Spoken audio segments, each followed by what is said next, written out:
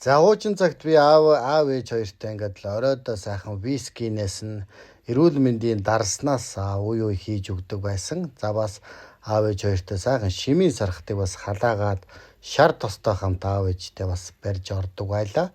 Тэгээд тэрнээс нэг 30 г 50 г татаад унтахаар их сайхан амарлаа, сайхан тавтаа норслоо гэдэл аав минь их л дуртай байдгсан.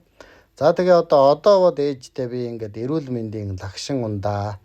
За заримдаа сайхан массаж, шар тостой сайхан массаж сүйдийн үед энэ 3 өдөр ийм за хөлний дүрлэг, шар сүгээр сайхан хөлний дүрлэг хийж байна. Өнөөдөр 2 дахь өдөр нь маргааш нь 3 дахь өдөр нь сайхан дүрлэг хийгээд массаж хийж өгөөд бүтэн биений массаж хийж өгөөд тэгээд энэ шар сүний эмчилгээ маань ерөнхийдөө миний бодлоор бол дуусч байна. За тэгээ үлдэгдэл дээр нь өөрөө бас жоон хөлмөлөө дүрээд ажиллана гэж бодож байна.